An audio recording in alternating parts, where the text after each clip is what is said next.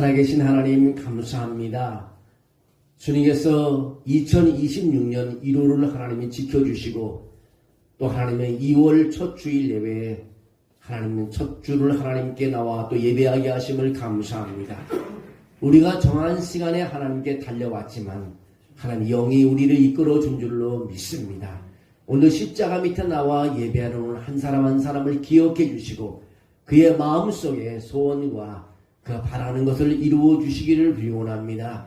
살아계신 하나님, 주께서 우리를 사랑해 주는 줄로 믿습니다. 그리고 세상에서 구원해 주신 것을 믿습니다. 오늘 하나님께 드리는 예배가 내 인생의 최고의 가치 있는 예배가 되게 하시고 하나님이 주신 은혜를 오늘 체험하는 시간 되게 도와주시옵소서. 오늘 아버지 한 주간 동안 준비해서 드린 하나님의 찬양대의 찬양을 받아주심을 감사합니다. 아버지 기도하며 준비한 저 찬양을 하나님께서 받아주시고 저들의 마음속에 한 줄 한 줄 기도가 하나님의 이루어지게 도와주시고 늘 감사하게 도와주시기를 빌곤합니다. 반주자를 축복해 주시고 지휘자를 축복하시고 모든 대원들의 마음에 아버지 소원을 이루어 주셔서 늘 삶 속에 하나님의 살아계심을 간증하는 하나님의 사람들이 다 되게 도와주시옵소서. 오늘 우리가 먼 곳에서 가까운 곳에서 아프고 건강한 사람 모두가 와서 하나님께 예배하는 가운데 있습니다. 오늘 성령이 임하여서 주님께서 주관해 주시고 이 예배에 기쁨이 있게 하시고 어둠이 물러가게 하시고 문제가 해결되는 시간 되게 도와주시옵소서. 하나님의 영이 우리를 붙잡아 줄 줄로 믿사옵고 예수님의 이름으로 기도하옵나이다. 아멘. 할렐루야. 우리 오늘 또 우리 한번 인사합니다. 돌아온 둘째 아들을 품는 아버지의 사랑으로 우리 살아갑시다. 한번 옆에 살아갑시다. 돌아온 둘째 아들을 품는 아버지의 사랑으로 살아갑시다.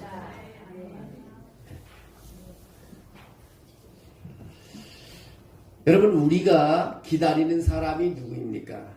기다리는 사람이 예수님께서 들려주시는 비유 가운데 가장 눈물을 흘리게 하는, 많이 눈물을 흘리게 하는 이야기, 가장 큰 희망을 주는 이야기가 있다면 그것은 당연히 탕자의 이야기가 될 것입니다. 이 이야기를 읽을 때마다 우리는 자연스럽게 한 사람을 떠올리게 됩니다. 실패한 사람을 떠올리게 되고요, 집 나간 사람을 떠올리게 되고요, 모든 것을 잃고 다시 돌아올 사람, 둘째 아들 탕자를 생각하게 됩니다. 근데 사랑하는 성도 여러분, 이 둘째 아들은요 2000년 전 이야기 속의 인물이 아닙니다. 그는 오늘 우리 곁에 있고요, 어쩌면 우리 자신일 수도 있습니다. 오늘 저는 묻고 싶습니다. 우리 교회는 누구를 기다리는 교회입니까? 성공한 사람을 기다리는 교회입니까? 아니면 돌아오는 사람입니까? 말 잘 듣는 사람입니까? 아니면 상처 입은 사람입니까? 아니면 순종하는 사람입니까? 아니면 불순종하는 사람입니까? 오늘 하나님께서 우리 교회에 주시는 154 로드의 비전은 분명합니다. 돌아온 둘째 아들을 품는 교회가 되라는 것입니다. 특별히 우리 교회가 세운 154 로드맵 가운데 사랑으로 섬기는 목회의 핵심, 바로 이 한 문장으로 요약될 수 있습니다.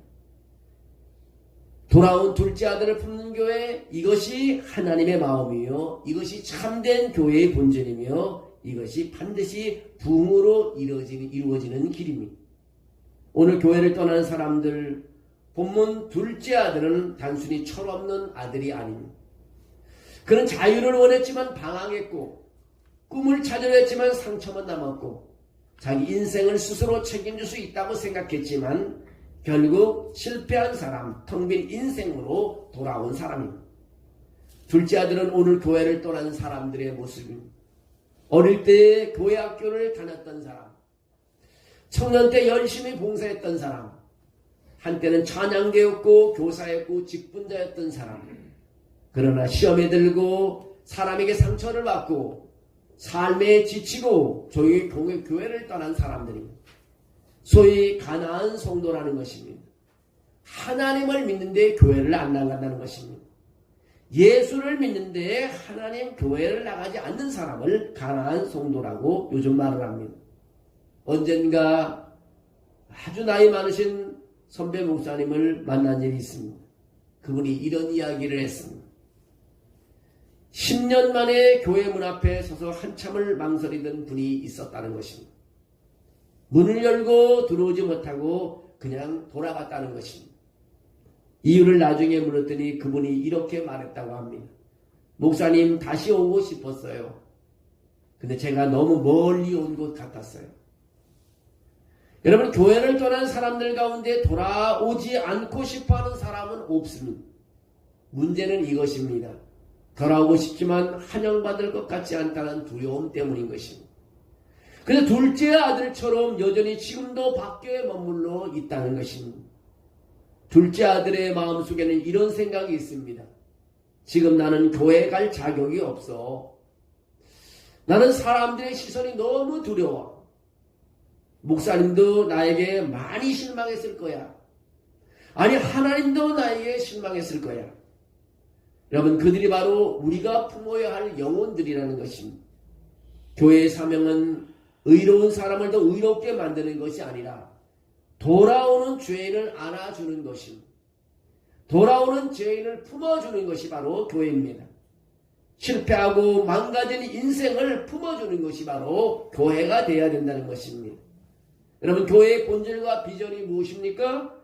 아직도 거리가 먼데 아버지가 보고라고 오늘 20절 말하며 이 한 절 안에 교회의 모든 비전과 방향이 담겨 있습니다. 아버지는 기다리는 분입니다. 여러분, 성도는 아버지처럼 기다리는 사람이 되어야 합니다. 우리는 아버지가 되어야 합니다. 아버지는 아들을 잃지 않았습니다. 아들이 집을 떠난 이후 아버지는 기다림의 사람이 되었습니다. 아들의 돌아오기를 매일매일 기다렸습니다. 매일 문을 열고 매일 길을 바라보며 아들이 돌아올 가능성을 한 번도 포기하지 않았습니다. 아들을 기다렸습니다. 어떤 어머니가 가출한 아들을 위해서 20년 동안 기도하며 기다렸다고 합니다. 근데 매일 밤 불을 끄지 않았다는 이야기가 있습니다. 왜요? 혹시라도 돌아오면 어둡지 않게 하기 위해서. 혹시라도 돌아오는데 불이 꺼져 있으면 발길을 다시 돌릴까봐 어머니는 아들을 위해서 20년 동안 불을 켜놨다는 것입니다. 사랑하는 성도 여러분, 이것이 하나님의 마음인 것입니다. 교회는 기다리는 공동체가 되어야 합니다.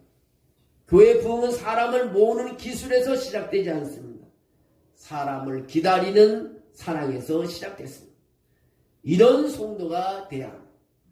아버지는 달려가시는 분이십니다. 성경은 말합니다. 아버지가 아들을 보고 달려갔다고 말합니다. 중동 문화에서 어른이 뛰는 것은 수치 중에 수치입니다. 체면을 내려놓는 행동입니다. 아버지는 체면보다 아들을 선택했습니다. 그래서 아들에게 달려갔습니다. 혹시 아들이 돌아오다 발걸음을 돌릴까봐 아들을 보는 순간 달려갔습니다. 여러분, 교회는 판단보다 먼저 달려가야 하는 곳입니다. 왜 그렇게 살았니? 내가 큰 돈을 나에게 맡겼으면 잃어버리지 않았잖아. 그게 아닌 것입니다. 그래도 돌아와줘서 고맙다. 돈 잃어버리도 상관없다. 이 태도가 바로 교회를 살리고 교회를 부흥시키는 것입니다. 어떤 교회에 오랫동안 술로 인생을 망가진 분이 돌아왔습니다. 거기에 장로님이 이렇게 말했다고 합니다. 형제님, 잘 오셨어요. 이제 뒤돌아보지 말고 오늘부터 다시 출발합시다. 그 한마디가 그 사람의 인생을 완전히 바꿔놨다는 것입니다. 여러분의 한마디가요, 생명을 살리는 일을 할 수 있습니다. 여러분의 전화 한 통으로 사람을 바꿔놓을 수 있습니다. 내가 하는 한마디를 하나님께서 성령을 부어서 역사할 때 그 사람이 바꿔지는 것입니다. 아버지는 조건 없이 품으신 분이십니다. 아들은 말도 끝내지도 못했습니다. 아들은 아버지께 잘못을 뉘우치기보다 아버지의 품에 안기게 되는 것입니다. 아들은 아버지에게 용서를 구하려고 그랬는데 아버지는 용서를 받기보다 아들을 품었습니다. 하나님의 사랑에는요, 조건이 없습니다.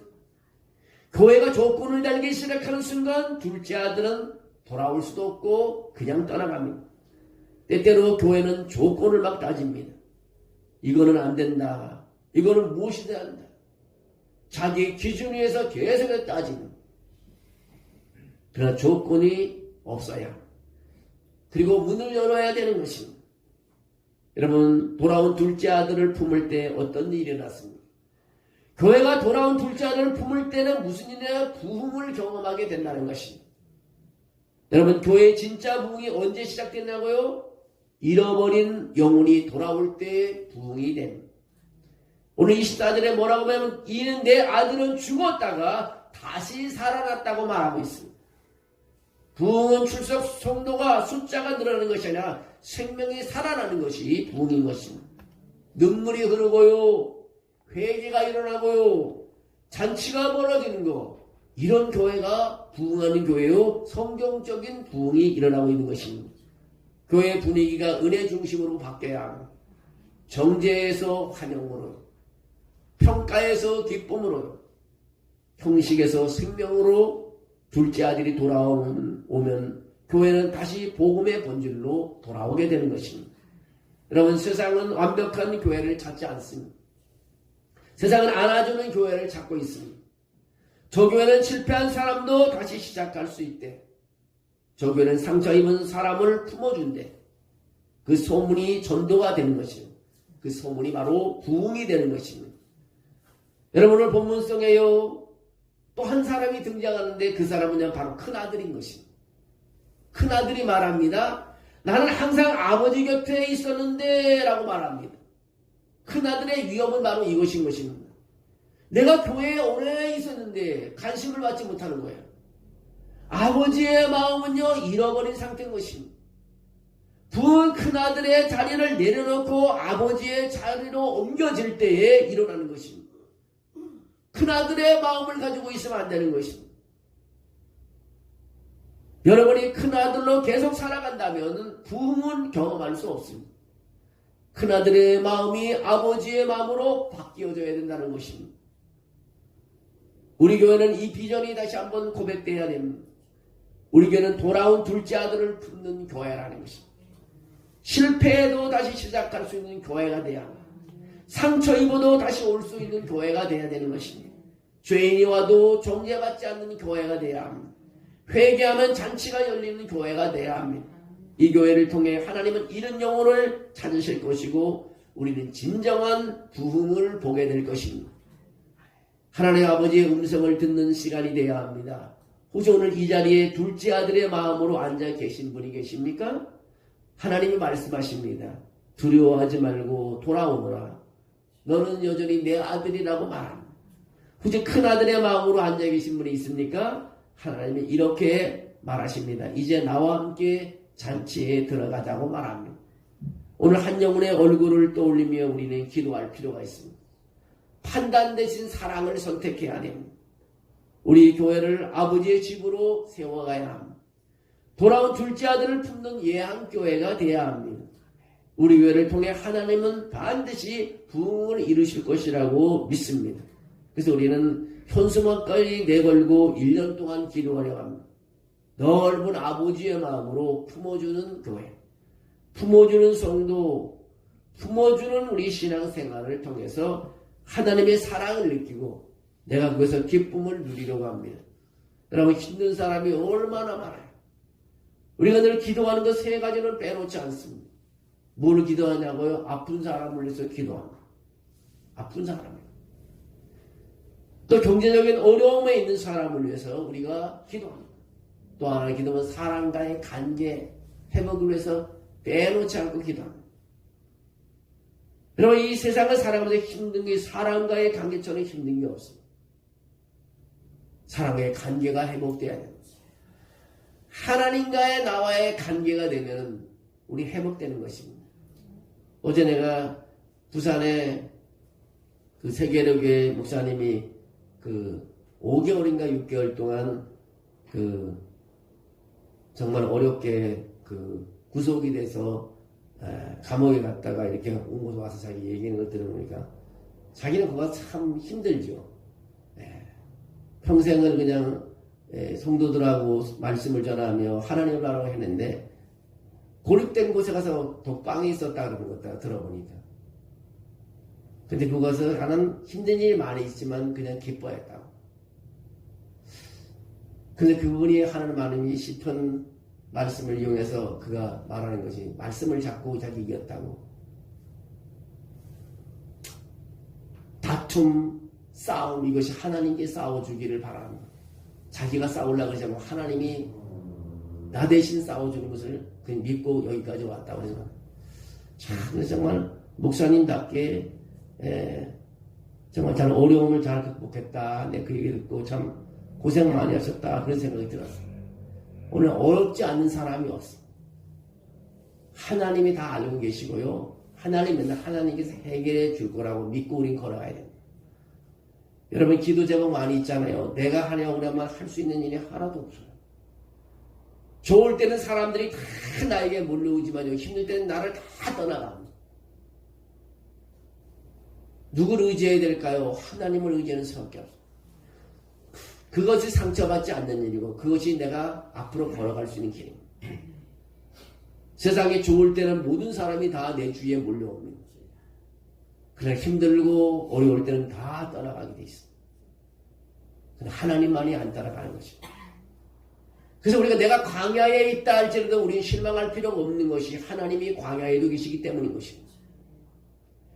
내가 몸이 앞에서 모든 것이 내가 도움을 받지 못한다 할지라도 모든 것이 다 나를 안 도와줘도 하나님은 나를 도와주신다는 것입니다. 내가 싸울 힘이 없다 할지라도 하나님은 나를 위해서 싸워주신다는 것입니다. 나한테 장애물이 있다 내가 그 내 힘으로 정말 할 수 없지만 하나님께서 장애물을 치워줄 줄로 믿는다는 것입니다. 우리 그런 믿음이 우리에게는 필요한 것입니다. 하나님 없이 어떻게 이 세상을 살아갈 수 있겠어요?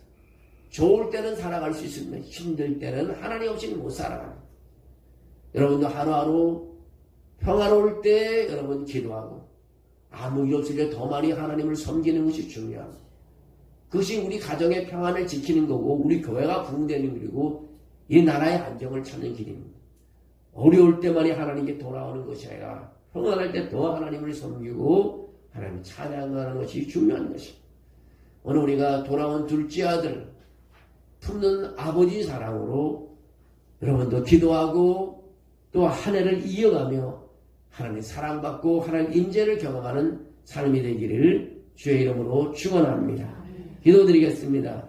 아버지 하나님 우리를 먼저 품어주신 은혜를 기억하게 하시고 우리 교회가 상처 입은 둘째 아들을 품는 교회가 되게 하옵소서. 숫자가 아니라 생명의 부흥을 보게 해주시고 이 지역을 살리는 아버지의 집이 되게 해주시기를 빌원합니다. 하나님도 말씀을 듣고 우리가 일어나게 도와주시기를 빌원합니다. 아버지가 기다리는 마음을 가지고 아들을 만났습니다.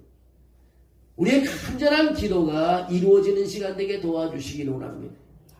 우리가 포기하지 않게 도와주시고 하나님을 붙잡는 삶이 되게 도와주시옵소서. 하나님 우리가 노력할 것은 다 하지만 하나님을 끝까지 의지하고 걸어감으로 그 기쁨의 찬양을 부르게 도와주시고 그 아버지 경험한 간증을 하게 도와주시고 하나님의 사랑 가운데 하나님 능력을 경험하게 도와주시옵소서. 그렇게 하나님 2월 한 달도 우리를 보장해 줄 줄로 믿사옵고 예수님의 이름으로 기도하옵나이다.